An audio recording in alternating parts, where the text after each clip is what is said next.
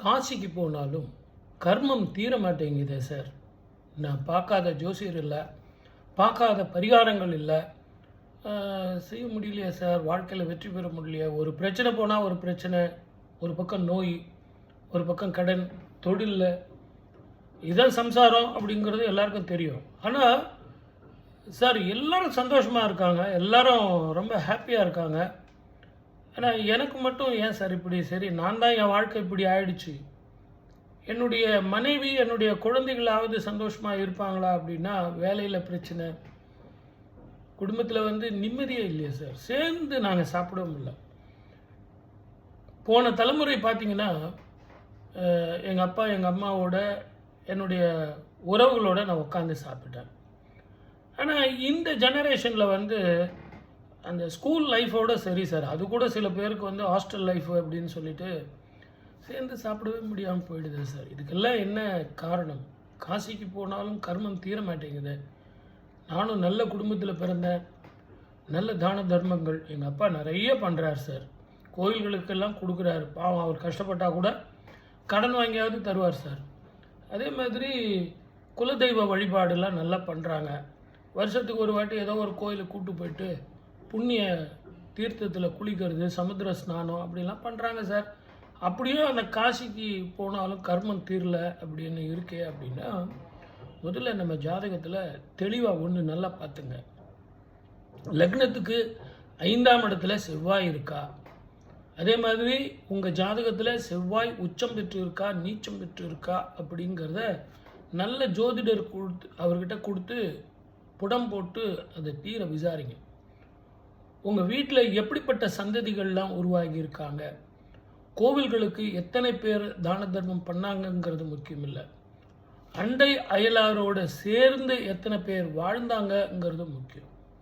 நிறைய பேர் ஊரில் வச்சு ஒலையில் போடுற அப்படிங்கிற மாதிரி எல்லாரையும் பகைச்சிக்கிட்டு, எல்லாருக்கிட்டையும் குற்றம் பார்த்துக்கிட்டு, எல்லாரோடையும் சண்டையும் போட்டுக்கிட்டு ஆனால் கோவில்களுக்கு மிகப்பெரிய தானம் செய்வாங்க. நாங்கள் கூட ஜாதகம் பார்க்கும்போது எங்களுக்கு அந்த ஜாதகத்தில் தெரியும். அவர் உடனே எங்கிட்ட சொல்லிடுவார், சார் நீங்கள் சொன்னால் நம்ப மாட்டீங்க சார், என் ஆஃபீஸில் என்னுடைய ரெக்ரூட்மெண்ட்டில் ஒரு 200 பேர் இருக்காங்க சார், என்னுடைய பார்ட்னர் ஒரு 100 பேர் சேர்த்து இருக்காங்க சார். நான் அதெல்லாம் பார்க்கவே மாட்டேன். 300 பேரையும் கூட்டிக்கிட்டு ஒவ்வொரு வருஷத்துமும் நான் அவங்களுக்கு ஃப்ளைட் டிக்கெட்லாம் கொடுத்து ஃபேமிலியோட காசி, ராமேஸ்வரம், கயா, அதே மாதிரி எல்லா கோவில்களுக்கும் நான் போயிட்டு வரேன் சார் அப்படின்னு சொல்லுவார். இது பிரயோஜனம் இல்லை. அவங்களுக்கு சம்பளத்தை ஒழுங்காக கொடுத்து அவங்களுக்கு கொடுக்க வேண்டிய பெருசெல்லாம் நீங்கள் ஒழுங்காக கொடுத்தீங்கன்னா அவங்களே ஃபேமிலியோடு போவாங்க. நீங்கள் எதுக்கு கூப்பிட்டு போகிறீங்க சார்? உங்களுக்கு உங்களுக்கு புண்ணியம் வரணுங்கிறதுக்காக நீங்கள் கூப்பிட்டு போகிறீங்க. அது அவருடைய பணம், அவர்கிட்ட நீங்கள் கொடுங்க. அவர் போய் காசியில் நீங்கள் தானம் பண்ணுவீங்க, அதை அவர் பார்த்துக்கிட்டு இருப்பார். நீங்கள் வஸ்திர தானம் பண்ணுவீங்க, அது அவர் பார்த்துக்கிட்டு இருப்பார். ஆனால் அவர் செய்கிற வேலைக்கு பணம் கொடுக்கறது கம்மியாக தானே கொடுப்பீங்க. அப்போது அவருக்கு அந்த பேண்ட் ஷர்ட் கொடுத்தீங்கன்னா அவர் அதை போட்டுக்குவார் இல்லையா? அந்த புடவை கொடுத்தா அந்த பிள்ளை கட்டிக்கும் இல்லையா? அப்போ நீங்கள் யோசனை பண்ணி பாருங்கள், தானமும் தர்மமும் எங்கே இருந்து ஆரம்பிக்கணும் அப்படின்னா நம்ம வீட்டில் இருந்து ஆரம்பிக்கணும், நம்ம ஆஃபீஸில் இருந்து ஆரம்பிக்கணும், நான் தொழில் செய்கிற இடத்துல இருந்து தானமும் தர்மமும் ஆரம்பிக்கணும். வெளியாருக்கு போய் சொல்கிறேன், வெளி கோவில்களில் போய் தரேன், அன்னதானம் பண்ணுறேன், 10,000 பேருக்கு சாப்பாடு சார். எப்படி சாப்பாடு தெரியுங்களா? அந்த விருந்துலாம் ரொம்ப பிரமாதமாக செய்வார் இல்லைங்களா? அவரையே கூட்டிகிட்டு 2000 பேருக்கு சாப்பாடு செய்ய சொன்னேன் சார். ஆனால் அங்கே வந்தவங்க 5000 பேர். கவலையே படாதீங்க, நான் உங்களுக்கு பணம் தரேன்னு சொல்லிட்டு 5000 பேருக்கு சாப்பாடு செஞ்சு போட்டோம். இது பெருமையாக நீங்கள் சொல்லலாம். ஏன்னா ஐயா பசிக்குதுங்க அப்படின்னு சொல்லி தெருவில் நின்று நீங்கள் விரட்டி அடிக்காமல் சாப்பாடு போட்டீங்க பாருங்கள், அதுதான் புத்திசாலித்தனம். நீங்கள் சொந்தக்காரங்களுக்கெல்லாம் கூப்பிட்டு கல்யாணம் பண்ணுறீங்களே, என்னுடைய அன்பு நேயர்களே, ஒரே ஒரு சின்ன வேண்டுகோள், இந்த டிவியை இந்த வீடியோவை உங்கள் ஃப்ரெண்ட்ஸுக்கெல்லாம் எல்லாருக்கும் அனுப்பி இந்த டாப்பிக்கை கொஞ்சம் பார்க்க சொல்லுங்கள். கல்யாணம்லாம் பண்ணுறீங்க, எல்லாருக்கும் பத்திரிக்கைலாம் எவ்வளோ பெரிய பத்திரிக்கை தருவீங்களா? ஒரு பத்திரிக்கை 1000 ரூபாங்க. அப்படின்லாம் பெருமையாக பேசிக்கிறீங்களே, அங்கம் வாழ்த்த வந்தவர்கள் யார்? உங்கள் வீட்டு பிள்ளைகளை அங்கம் வாழ்த்த வந்தவர்கள் யார்? யார் வயிறார சாப்பிட்டாங்க சொல்லுங்கள்? பஃபேல சாப்பிடுவோமா?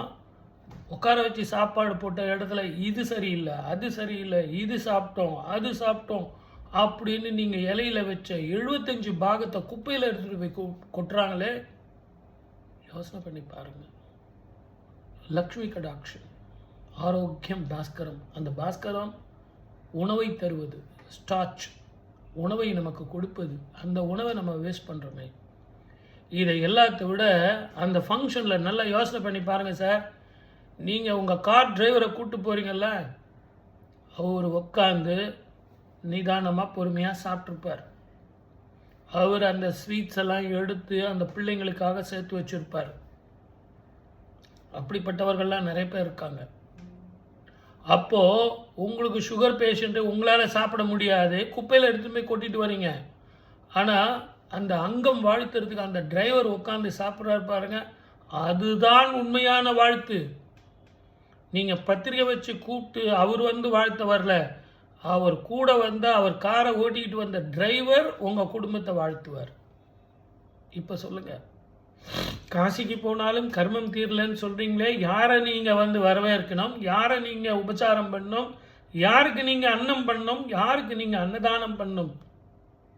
பக்கத்தில் இருக்கிற பசி உள்ளவனுக்கு அன்னதானம் பண்ணல, பசி ஏப்பத்தில் இருக்கிறவனுக்கு அன்னதானம் பண்ணல, புளிப்பு ஏப்பத்தில் இருக்கிறவனுக்கு அன்னதானம் பண்ணுறீங்க. அப்போ அவன் என்ன பண்ணுவான்? ஆகவே தயவு செஞ்சு என்னுடைய அன்பு நேயர்களே, ஜோதிடம் என்பது மிகப்பெரிய கடல். வெறும் பரிகாரங்கள் உங்கள் வாழ்க்கையை காப்பாற்றுமானா காப்பாது. அதில் வந்து ஸ்ரத்த வேணும். அதில் வந்து ஒரு டம்ளர் தண்ணி கொடுத்தா கூட போதுங்க. அந்த தண்ணி கொடுத்தீங்கனாலே உங்களுக்கு எதிரிகள் உங்களை வாழ்த்துறாங்க பாருங்க, அதுதான் உண்மையான வாழ்த்து. இந்த ஜென்மத்தில் செஞ்ச கர்மங்கள் ஒழியணும் அப்படின்னா காசிக்கு போய் நம்ம கர்மத்தை ஒழிக்க முடியுமா அப்படின்னா, காசிக்கு போனாலும் கர்மம் தீரும். ஆனால் அங்கே போய் நீங்கள் என்ன பண்ணணுங்கிறத நீங்கள் புரிஞ்சுக்கணும். என் அன்னையின் மடியில் கங்கையின் மடியில் அமர்ந்து தர்ப்பணங்களும் பிண்டங்களும் பிரசாதங்களும் கொடுத்து, என்னுடைய தாய் 10 மாதம் ஒவ்வொரு மாதமும் அவள் எப்படியெல்லாம் சுமந்தாள், என்னுடைய இந்த பிண்டத்தை வளர்த்தாள்னு அந்த வாத்தியார் சொல்லுவார் பாருங்க, அதை கேட்டு கண்ணீர் விட்டு வெறுமனே நீங்கள் வெறுமனே வர்றது பிரயோஜனம் இல்லை. அங்கே நீங்கள் தானங்களும் தர்மங்களும் செய்யும்போது உங்கள் மனசு மாறணும், புத்தி மாறணும். இந்த உலகமே ஒரு விருந்தினர் மாளிகை. இந்த உலகமே விருந்தினர்களுக்காக வந்திருக்கிறோம். விருந்தினர்கள் நிறைந்த உலகம் இது. இங்கே எவ்வளவுக்கு எவ்வளோ நீங்கள் அன்னம் நீங்கள் தரீங்களோ அந்த அளவுக்கு உங்கள் கர்மம் தீரும். அப்படிங்கிறதான் மிகப்பெரிய ரகசியம். காசிக்கு போனாலும் கர்மம் தீரலை அப்படிங்கிறவங்களுக்கு அன்னதானம்ங்கிறது மிகப்பெரிய ரகசியம். காசியில் மட்டும் இல்லை, காசியையும் இங்கே கொண்டு வரலாம். காசியை சென்னைக்கு கொண்டு வரலாம், கங்கையை சென்னைக்கு கொண்டு வரலாம். அது எப்படி அப்படின்னா, தானத்திலும் தர்மத்திலும்.